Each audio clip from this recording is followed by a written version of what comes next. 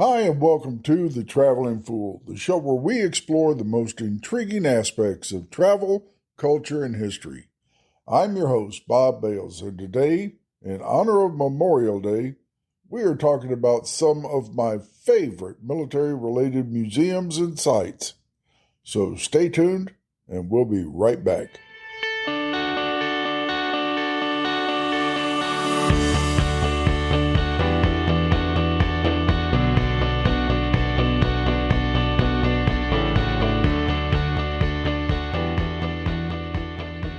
Even before I joined the military and spent 20 years of my life there, I enjoyed military history. Whenever I travel anywhere, if there's no military site or museum nearby, I'm going to visit it if I can. And before we start, let me just say, I don't care what your political beliefs are or whether you agree or not with their politics at the time. To me, it's history, and I've always found it interesting. From the way they defended their forts to the way they advanced in battle, the stories of the soldiers on both sides, and what they went through at the time. Now, whether you agree with one side or the other, to me, it's history.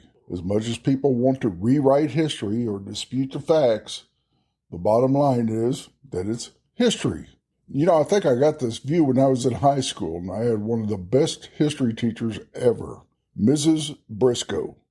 She taught history, the good, the bad, the uncomfortable, the truth, without opinions on whether it was right or wrong or injecting her beliefs. She just taught history. I've always tried to look at history and historic sites in that light, and I've had the opportunity of visiting museums and sites in several countries around the world, including the Eagle's Nest in Berchtesgaden, Germany, and Hitler's bombed-out home there. Numerous World War II bunkers and tunnels, military cemeteries, old forts and battlegrounds, and I'm going to tell you about a few of my favorite military sites and museums to visit. The first we're going to talk about is the World War I Museum in Kansas City, Missouri. Soon after World War I ended, Kansas City leaders formed the Liberty Memorial Association.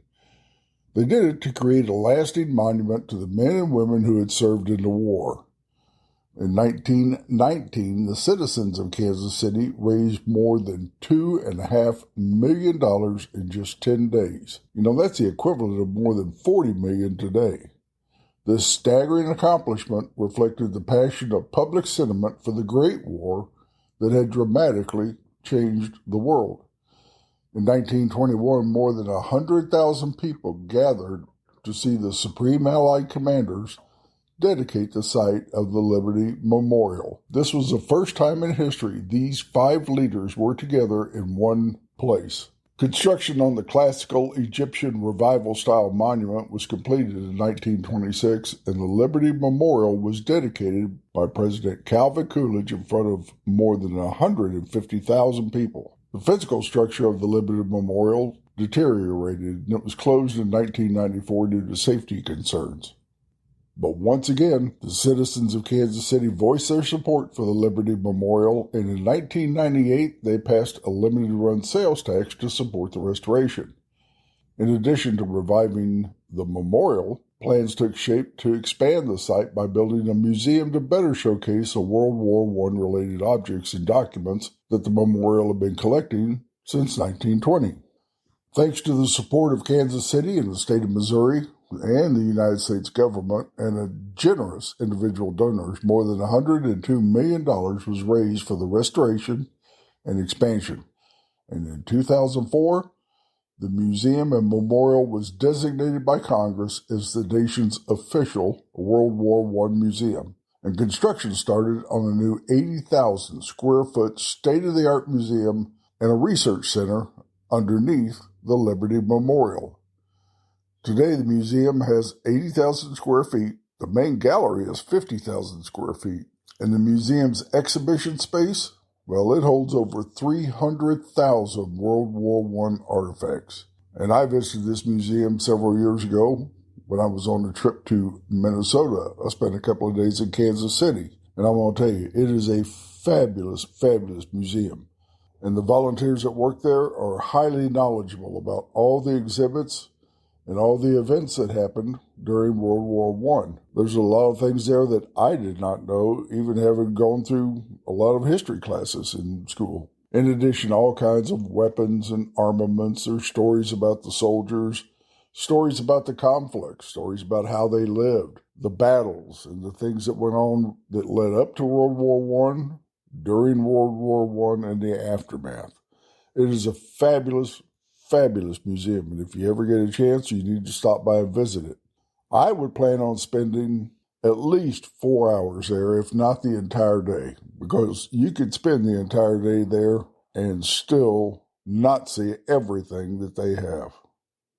Now, another of my favorite places that I've visited over the years is Fort Pulaski in Savannah, Georgia. Now, Fort Pulaski took 18 years to build, from 1829 to 1847. In fact, there was a young lieutenant by the name of Robert E. Lee who was in charge of subsistence and other planning during the early construction of the fort. The fort is surrounded by a moat 7 to 8 feet deep. Fort Pulaski's walls tower are 22 feet high inside and 32 feet up from the outside moat. There's a parade ground inside Fort Pulaski that stretches out over 2 acres. The fort's walls average between 5 and 11 feet thick, made out of solid brick. Now, after the outbreak of the war, Confederate troops occupied Fort Pulaski from January 1861 to April of 1862. And that's when the only battle at Fort Pulaski ever took place. It occurred between April the 10th and the 11th of 1862 between Union forces who were stationed on Tybee Island, which is not that far away, and Confederate troops inside the fort. During that battle, the Union forces used rifled cannons, and the U.S. Army compelled the Confederate garrison inside Fort Pulaski to surrender. They were firing from just too far away for the Confederate artillery to reach them, and so they sat there and pounded the fort until the fort surrendered. After that, Union troops occupied Fort Pulaski from April 1862 until the end of the Civil War. It is a fabulous fort. One of the very few examples of Civil War forts still in existence. Most of them are along the southern coastline of the Gulf. You've got some in Alabama. You've got some off of Georgia. And this one is a fine example of the fort, how soldiers lived, what they went through at the time.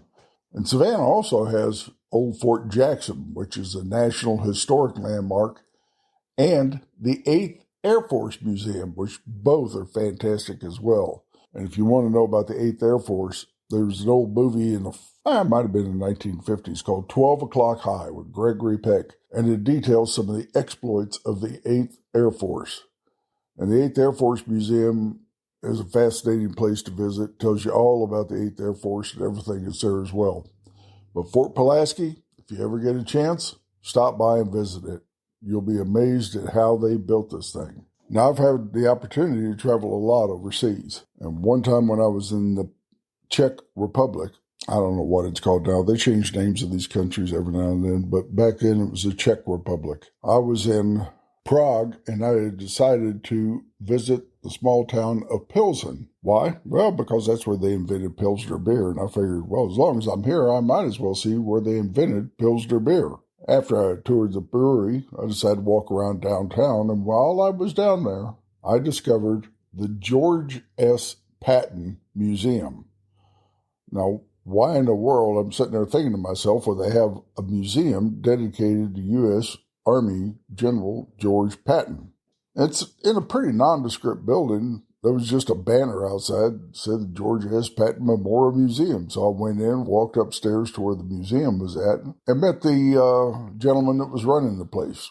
Come to find out, he was the owner of the museum. And we got to talking. And he had started collecting memorabilia when he was a kid. And sometime when he was in his teens, probably in the late 60s, early 70s, the Russians who were running Czech Republic at the time, confiscated all of his memorabilia, or most of it, about 95% of it, and took it from him. He went and joined the military, joined, drafted, whatever you want to call it. He spent some time in the military, and afterwards he decided to start collecting again when the Russians left the Czech Republic. And he had accumulated a massive amount. And he told me, he said, I wanted to build a museum to tell the story of George Patton, because when we were under Russian control, their narrative was that the Russians had liberated the Czech Republic from the Nazis. He said that's not true. George Patton actually liberated our town and the Czech Republic from the Nazis. But the Russians tried to rewrite history. His museum is fantastic. It tells about life under Soviet control. It tells about life during World War II. He had some weapons and things, but he also had a lot of things just from early day life in the Czech Republic during that time, and also a lot of things about the soldiers' lives, their equipment, what they went through, their manuals, their books, all kinds of things. It was a fascinating museum, and to find a museum dedicated to the U.S. Army and General George Patton in a foreign country was just absolutely fascinating to me. And we had a great time talking. He was a really nice guy, and he told me all about the museum and gave me a personal tour of the museum when he found out I was retired military. And come to find out, during the time I was stationed in Germany, pretty close to the border, he was stationed sitting in a tower looking at our side. Who knows? Maybe we were looking at each other at the time. But if you're ever in Prague, Pilsen is not that far away. It's about a 45-minute train ride, maybe an hour. Takes you to the small town of Pilsen. You can tour the brewery, which is a great tour to take. Visit the George Patton Museum, and they've also got some catacombs underneath the city, which are pretty interesting. Another location overseas that I visited was the Palawan Special Battalion World War II Memorial. It's located on the island of Palawan in the Philippines. And why is it important? Well, the guy that started this museum, his father was a Philippine guerrilla during World War II, fighting the Japanese who had occupied the Philippine Islands. The Special Battalion was his unit, and they caused a lot of havoc with the Japanese, blowing up convoys and ammo dumps and things of this nature for quite a while and just disrupting everyday life for the Japanese. His father was eventually captured, and the Japanese beheaded him. So in honor of his father and in honor of the U.S. military, he built a museum, and it tells the story of armed conflict in the Philippines from the times of when Black Jack Pershing was there in the early 1900s through World War II, and also tells the story of the execution of a bunch of American POWs who were on the island of Palawan during World War II. And that's an interesting story in itself, because there was a prisoner of war camp not far from the museum. Now it's the location's actually a city park. But at the time, it was a prisoner of war camp that the Japanese ran. And when MacArthur was getting ready to come back into the Philippines and liberate it from the Japanese, they were doing bombing runs in the Philippines, getting ready for the amphibious assaults. Well, the Japanese knew he was coming, and they decided they needed to get rid of prisoners of war, and so they decided to execute them. And the way they did it on the island of Palawan was they blew an air raid to get all the prisoners of war into these little dugout bomb shelters, which were basically just a little dugout tunnel in the ground. They then rolled 55-gallon barrels of fuel into the openings, lit them on fire, and as the POWs were trying to escape, they gunned them down. And this went on for several hours. And out of all the prisoners there, I forget how many exactly, there was something like 8 or maybe 13 of them escaped down to the water's edge, swam across the bay, where Filipino prisoners from another prison, they call it the prison without walls because there's nowhere to go, so they just basically wandered around and grew their own food, and there wasn't any place for them to go. They rescued the American POWs that managed to escape and got them back to U.S. lines. And he tells the story of that, along with photos of the camp when it was still a POW camp. But the Palawan Special Battalion World War II Memorial is fantastic. And the Philippines has a lot of sites from World War II, to include Fort Santiago in Manila, which was built by the Spanish. Later, it was occupied by the U.S. military. When the Japanese come in, they took it from the U.S. military. They kept U.S. military prisoners in the dungeons below the fort. And when MacArthur came in and retook the Philippines, there was the Battle of Manila, and the final battle took place at Fort Santiago, which is inside the walled city of Intramuros. There's a big, huge wall going all around the city, and Fort Santiago sits at the very end of it. So the Americans took it back over again, and now it's a big, huge park. It's been there for hundreds of years. It's a beautiful fort. There's also the Manila American Cemetery inside Fort Bonifacio, which is not a fort anymore. It's basically a place where they have a lot of really nice high-rises and condos and shopping centers. But the U.S. Manila American Cemetery is located there. And the thing about it is it's run by the American Military Cemetery or Battlefield Commission that runs all the American cemeteries from Arlington, the ones in France. But the one in Manila is actually the largest U.S. military cemetery outside of the United States, which I did not know until I visited the place. And of course, off of the bay of Manila Bay, if you cross the bay, you have the island of Corregidor, which is where the Japanese did their attack, and Corregidor was the last to fall, and they had the infamous Bataan Death March after that. So the Philippines has a lot of historic sites. But if you ever get a chance, if you're ever in the island of Palawan, which a lot of people go to, they just go to the northern part of the island where it's absolutely stunningly beautiful, to all the resorts. But in the town of Puerto Princesa, which is where the airport is, most people come into the airport and then they take a bus or something to go up to the northern part of the island where everything's beautiful. But in Puerto Princesa, that's where the Palawan Special Battalion World War II Memorial is located. Now, coming back to the United States, another one of my favorite places to visit was the Little Bighorn Battleground in Montana. I visited this place probably 3 or 4 years ago. Maybe 5 years ago now. And everybody learns about Custer's last stand in school, about how the Custer was really overconfident and the Native American tribes banded together and pretty much just wiped him out and most of the 7th Cavalry. But the Little Bighorn Battleground is fascinating. Visited it, took a tour of the battleground. It's a national park, and there is a small museum inside the center, and then you walk up the top of the hill where the battle took place and Custer had his last stand. Up there you can see the battleground. You can see they've got little markers and crosses where various members of the 7th Cavalry fell and where the attacks took place and how they attacked him and finally wiped him out. There's also a Native American memorial there that tells you the story of the Native Americans. And there's also a U.S. military cemetery there. And it's got graves dating back from that time, although none of the 7th Cavalry are buried there, but other U.S. cavalry soldiers are buried there. There's some burials from World War I, World War II, and even Korea and Vietnam. Now, because it's a fairly small cemetery, it's closed to any more new burials, but everything there is, it's pretty fascinating to visit that place. And it was a highlight that I'd always wanted to visit, the Little Bighorn. And I got a chance to, and if you ever get a chance to, you need to stop by and visit it.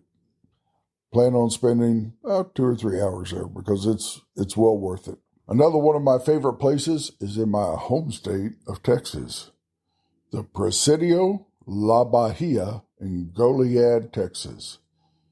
Now, the Presidio was established in 1749 during the Spanish colonial period, and it was crucial to the development of Texas. It played a role in the Mexican War for Independence from Spain. The Presidio was also the site of the Goliad Massacre, which happened on Palm Sunday in March of 1836. I'll tell you about that in just a second. It is a National Historic Landmark and a State Historic Site, and it is the most fought over fort in Texas history, participating in 6 national revolutions and wars for independence. Spanish, Mexican, and Texas soldiers were all garrisoned within its fortified walls. It's also operated by the Catholic Diocese of Victoria, Texas. It has a chapel on the site which continues to serve as a community church, one of the oldest churches in America. It's also one of the only buildings in existence that has its original vaulted ceiling in place. A striking fresco behind the altar was done there in 1946 by a gentleman from Corpus Christi, Texas, named Antonio Garcia, known as the Michelangelo of South Texas. It's located in the niche above the chapel entrance. There's also a statue of Our Lady of Loreto, sculpted by none other than Lincoln Borglum. He's the guy that oversaw the completion of Mount Rushmore. And this centuries-old chapel was where Fannin and his men were held during part of their captivity before being massacred. Now, the story of the Goliad Massacre is Colonel Fannin got his men and was ready to go to the Alamo to help defend the Alamo.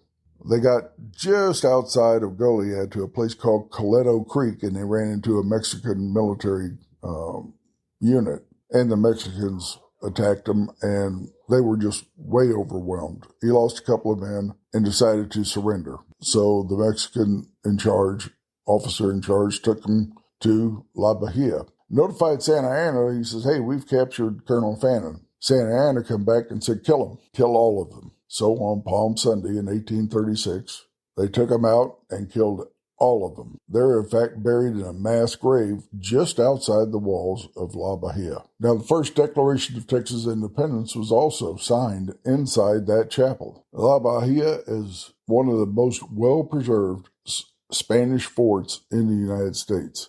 And it's not a mission. It was actually a fort. And today you can visit it. In fact, you can even spend the night there. They've turned the officers' quarters into a 2-bedroom apartment where you can book a night, stay the night there, and somewhere around 4 or 5 o'clock, they lock the doors, and you are inside and have the entire Bahia Presidio to yourself. Now, there may be a few ghosts walking around. I don't know. Personally, I don't know about ghosts, man. Every time I go visit someplace they say is haunted, nothing ever bothers me, so maybe they just don't like me, but I get a good night's sleep. But there's been a lot of people who have spent the night there that said that they were disturbed by things. But if you ever get a chance, go to Goliad, which is a small town, kind of southeast of San Antonio. Visit the La Bahia, and if you want to, spend the night. You need to book that room, though, in advance, like several months in advance, because it seems to be always booked. Normally, you have to go out 2 to 3 months to get a room there. And there's a lot of other military sites and museums that I visited. One here in Texas is fantastic. They've changed the name of it a couple of times. The last time I checked, it was the Museum of the American Soldier. They've got something like 200 to 300 vehicles and aircraft, helicopters. They've also got tanks and other stuff. The unique thing about it is every single piece of equipment operates. They've got them all in working order. They fly the helicopters, they can drive the tanks, all the trucks, all the Jeeps, everything. It's a fascinating museum to visit. Places like the Gurkha Museum in Pokhara, Nepal. Gurkhas are some of the most fiercest fighting soldiers around. Been around for hundreds of years. They came from the Gorkha region of Nepal, and they guarded the king of Nepal back when there was a king. Since then, they've got Gurkha regiments in the Indian military and also in the British military. When I was a contractor working overseas in the Middle East, we actually had a unit of Gurkha soldiers that were guarding the fort. Trust me, I felt very secure. The Airborne and Special Forces, or Special Operations Museum at Fort Bragg, North Carolina, is also another fantastic museum to visit. A lot of these Army museums or Air Force or Marine Corps museums or whatever, Navy museums, are all inside the base. So it's very difficult to get to them unless you have authorization to enter the base. But the Airborne and Special Operations Museum at Fort Bragg is located outside the base, so it's easy access to get to it. Gettysburg is another fantastic place I visited. You know, Memorial Day in the U.S. was originally called Decoration Day. It was formalized by a Memorial Day order issued by the Grand Army of the Republic Commander-in-Chief, John Logan, in 1868. And it was a day to remember and reflect on those service members that died while serving in the U.S. military. So regardless of your views on any particular war, this year, take a few minutes in between the barbecues and shopping and all the sales going on to remember all those over the years that died while serving the country. And if you haven't, add some of these military museums and battlefield sites to your trips. Put them on there and check them out because, like I said, it's history. And the more we know about history, then the chances of repeating some of the bad things that have happened over the years are a lot less. But that's it for this week. I hope you enjoyed it. If you get a chance to get out there and travel, then by all means do it. I'm getting ready to go on several trips myself. And next week, I'm going to tell you about a place on the foothills of the Blue Ridge Mountains. I was really surprised and pleased when I visited this place. So that's it for this week. If you can, leave a review. Drop me a line at the editor at the Traveling Fool. Let me know what you want to hear in some of these future podcasts. Or tell me about some places that you visited that were military related.